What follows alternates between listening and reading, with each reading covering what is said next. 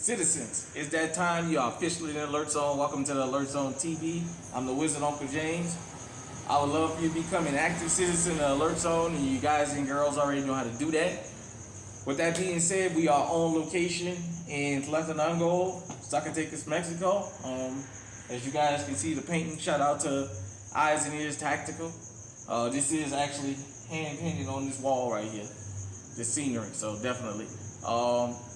I'm doing this for Drew Moore because a question was asked to me about what towns do I recommend for traveling in Mexico. I'm gonna just give an overall view. Since this is a worldwide movement, I want to cover this because traveling abroad, there's a lot of logistics to it. So first off, I'm gonna say, no matter where you're traveling from and where you're traveling to, number one thing to remember, anything you pack in your suitcase that's brand new, take the tags off of it. Because you never know when you're taking an international flight or bus tour. If you here in America, you can ride to Mexico on the bus or Canada on the bus, vice versa. I'm not sure of any buses that go down to Central America. I'm pretty sure they have them.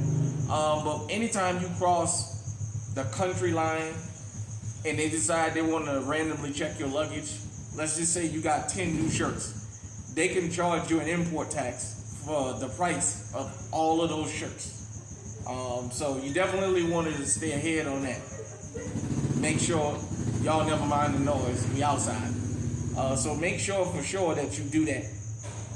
Take all the tags off your stuff.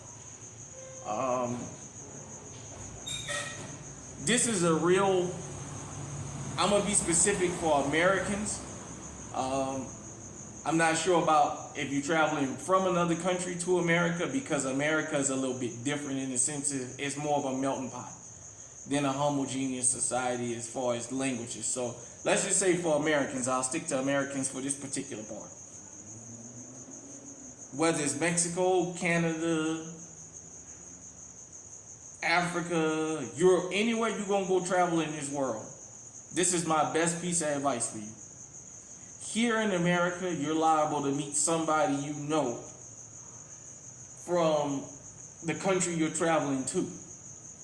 My advice is this: if you know anybody that from a foreign country, or their parents are from a foreign country, but they speak the language and they visited, they know the layout and the way things move about real good, get in good with them. If you're going to travel out abroad, we'll just make Mexico the example.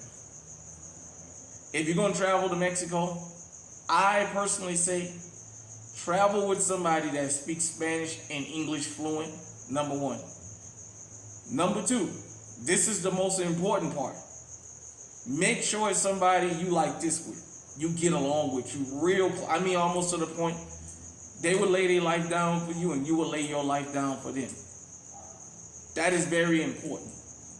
I can't stress that enough, because when you travel outside of America, when you have a blue passport, people see you as American. It doesn't matter if you are Mexican coming back to Mexico. If you got a blue passport, you're American. It don't matter if you're Asian. The blue passport means American, so that's a totally different thing.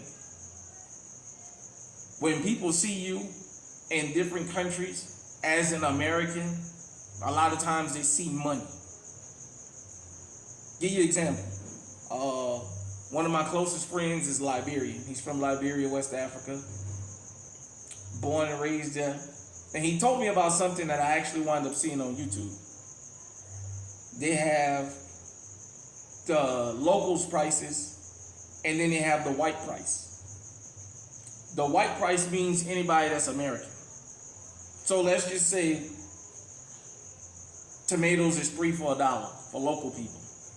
Because you an American, they'll want to try and charge you, instead of 3 for $1, they'll want to charge you 3 for $3 or 3 for $4, because that's the American price. Even if they speak English, you still need to have somebody that really knows how things go and that speaks the slang language and that understands everything, because they'll talk over your head. Another thing, no country No country. Until you see some of the small towns in the country, you don't get the full experience. I'll tell you what I mean. I'm in small town Mexico. I like it here. I've never had an issue. The federal is here. I've seen the National Guard, and yeah, you know them boys here. You know when I say them boys, you know what I'm talking about. They've never approached me. They've never stuck a gun in my face. They've never mistreated me. Them boys have checked my paperwork, asked me who I was here with. The last time I came down to this particular place, I let them know and haven't had no issues. Nevertheless, when it comes to small town, you get authentic cuisine. Because everything is different. In small town, the kids at 5 and 6, 7, 8, 9, 10 years old, not outside playing all day or playing video games. They learn in the family business. So they already learning how to cook, whatever it takes, to run the family business. But let's just say in Mexico. Hold on one second. Yeah, I'm back, everybody. Sorry about that. So these are known as huaraches. These are authentic. These are the real deal. They're handmade. If you see that sole, that's a real car tire. The soles are made out of car tires. These things will literally last you a lifetime. These are authentic, handmade. You guys can see like the little rivets and everything. Just handmade. Where I'm staying at, the guy around the corner makes these. And I bought these about 2 years ago. Let me explain something to you.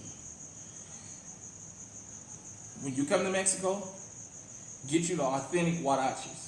And I'm going to tell you, they don't cost you an arm and a leg either. You go to small town Mexico, this is the type of stuff you're going to get. You're going to get the authentic. You don't want to buy that cheap Chinese shit that they make out here. Because you guys know, the Chinese, everywhere they go, they duplicate what's ever being made, sell it for a lower price, but it be cheap and it don't be worth the fuck. Them cheap ass Chinese huaraches get wet and they fall apart. This is the fucking real deal right here. For a third of the price you're gonna pay for that cheap Chinese shit. But you always want to go small town. It's the best food. It's the better hospitality. The experience is just different. You understand what I'm saying? Another thing, as Americans, you gotta understand, we have a lot of freedoms. A lot of people don't have. And more in part when it comes to dealing with law enforcement. You got to be careful once you go out of the country how you deal with law enforcement. We can kind of get away with things and saying things to them you can't necessarily get away with in other countries. And I'll go into that in another video. But this is just mine to Drew and to anybody that wants to know. I say this. No matter where you're going, there's crime everywhere. Small town America is a little bit safer for a couple reasons. Number one, the majority of the people on this earth ain't criminals. So that's number one. Number two, you come into small town where most people know each other. People are more intrigued to see outsiders than they are in a big city, especially international cities like Guadalajara or Mexico City or what have you. Well, they expect people with blue passports to come down there. When they see us Americans, they see money. They think we're walking around literally with pockets like this bulging with money. So there's always going to be your criminal class. Anywhere there's a lot of tourism, there's going to be criminals. No matter what country you pick. Mexico, America, Canada, China, Japan. Anywhere you pick, there's going to be criminals around the tourist area because they expect that those people are going to have a lot of cash on them. Or a lot of the local money. But like I said, get somebody you know.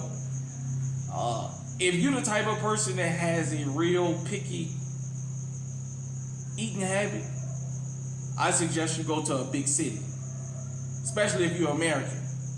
Let's just say you don't like Mexican food. You go to Guadalajara, oh, it's McDonald's, it's Burger King, it's Carl's Jr. Literally, you come out of that Guadalajara airport, it's all that stuff. You like the Chinese food? There's a whole part Chinatown in damn Guadalajara. So you'll find what you're looking for in the big cities. When you come down to the small towns, basically it's just the local cuisine. You won't see, they don't, like the town I'm in, there's no fast food here. I mean, when I say fast food, no McDonald's, no Burger King, no nothing like that. Nothing is sitting around under a light waiting for you. Everything pretty much is made to order, because that's how they make their money. Whether it's tortas, taquitos, or tacos, or pozole, or chile rellenos, whatever it is you like, you can find it. But if you're going to get it fresh and it's going to taste better. I showed you guys and girls the fresh meat truck. They don't stick all the meat up with all those preserves and stuff like that. Which is why the lifespan down here is so much better, so much longer. Because contrary to popular belief, because they don't put all the chemicals and things in the food, people here live a lot longer than people do in America with a lot less health issues. So that's a fact. But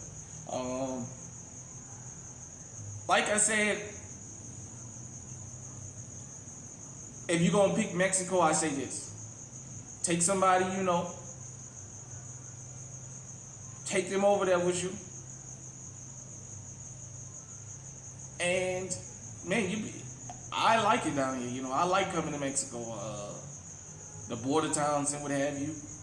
Usually, if you mind your business, people don't bother you. Now, the border towns is a little bit different. So the border towns I would do like this. I would have a limited amount of money on me, but I would take a $5 bill and maybe 15 $1 bills and put the 5 on top and carry that in one pocket. Just in case anybody ever calls themselves trying to stick me up, you give them that little bit of American money and they gone. Knock on wood, I've never had that issue. But I'm just saying, traveling abroad, you just remember. Hold on one second.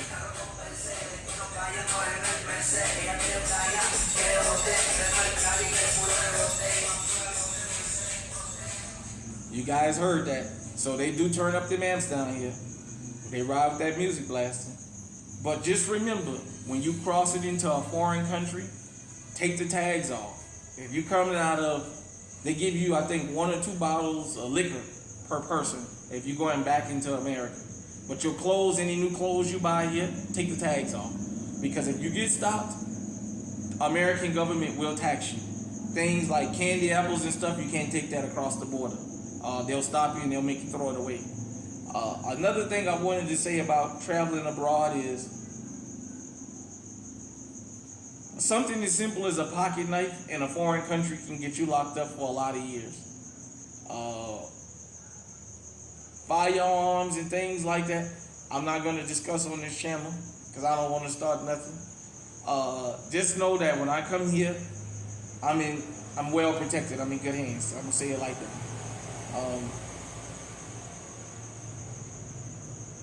Like I said, for me, Cabo, Cancun, Mexicali, Rosarito, Tijuana, all them places is good, but to me, they're Americanized. From what I've heard of them, they're very Americanized, and if you're gonna go to them places, go with somebody that's from there so they can take you and show you where you can get more for your money and you can get the authentic feeling. Because some of the authenticity leaves when a place is Americanized. You know what I mean? Some of the authenticity leaves. And that's what you're looking for when you travel. You want the authentic everything. If you don't like it, then that's fine. But you want it authentic. For example, when I finally make it to the continent, when I finally make it to Africa, The first country I'm gonna visit is Liberia. Me and my friend already talked about it. I told him, yeah, we'll stop in Monrovia, but take me in the village. And he asked me, "You're not afraid?" I said, "No." I said, "I want to go to the village and get the full experience. I don't want to just be in Monrovia, the big city that everybody lands in. I want to go in the village and get the authentic feel. If something gonna happen to me, it's gonna happen to me. I'm not worried about that. I try and take my safety serious, but at the same time, I'm looking for the authenticity and the experience. You know what I mean? So definitely, if you're gonna come to Mexico, if you don't speak Spanish, my advice is bring somebody with you that speaks Spanish fluently, that reads it, that's gonna be straight up honest with you, that speaks English fluently. That way they can make sure if you go to buy something, you give the proper price, because you know it's like anything, people will get over on you if they can. Knock on wood, I haven't had any issues. I try and show positive images of Mexico when I come here, just because there's already enough negative images, you know. I wish people would do the same for us Americans, especially black ones in particular, because our image is so shot. You know, people, when they see you show up, they expect that you're going to show up acting a fool. And when they see different, they'll even tell you, "Oh, I thought she was going to be acting a fool," because that's what we see on TV. But nevertheless, go to a country with an open mind, but remember one thing. You're an American, so things is going to be a little bit different.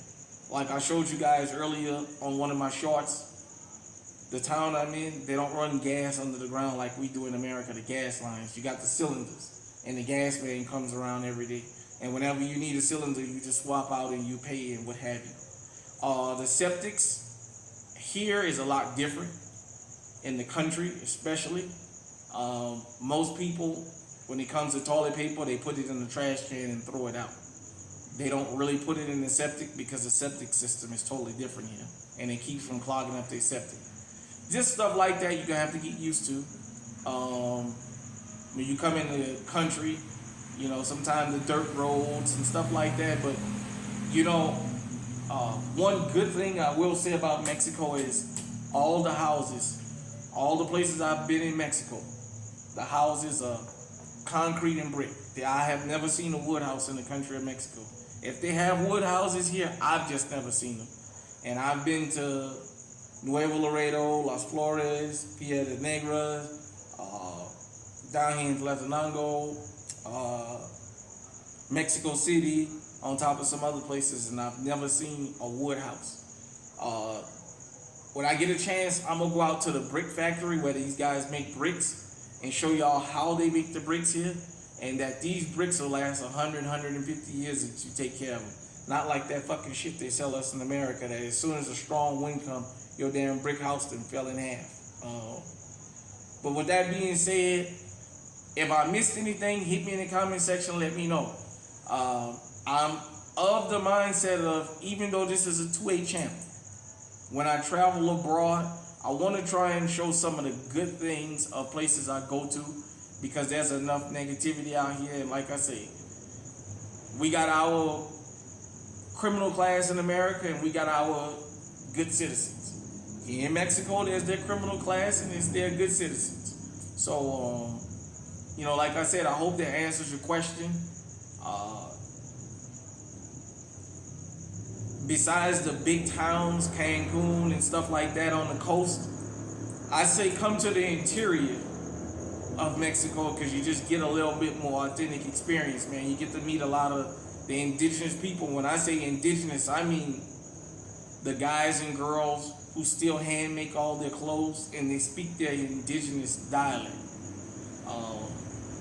I'm gonna showcase some of them on there. They call them the Huicholitos or the Huicholes. So, you know, as I get a chance, I'll try and post as much as I can. Good content. You know, like I said, this is a 2A channel. But just in case you travel, I'm just giving you tips I think that is going to really, really, really help you. Just having somebody that you know that you trust to take you to these places. Like I said, even if it's an English-speaking country, you still got to be mindful that you got to know the slangs and how to keep up, because of their English, it may take a little bit for us to decipher everything they're saying. So you want to make sure you not getting taken advantage of, because as we know here in America, there's the regular prices, and then there's the holiday prices. There's the regular prices of a beer, then there's the Mardi Gras prices of a beer. Just like McDonald's in New Orleans on Canal Street. You can get a combo meal year-round. When Mardi Gras come, ain't no combo meals. You got to buy everything separate. The hamburger separate, the fries, and the drink. That's because of Mardi Gras. That's the, you know what I'm saying? So, with that being said, hit me in the comment section and let me know what you think. Until next time, stay safe, stay armed. I got the real Wadaches right here. The rubber ties, you guys see them. Stay on high alert.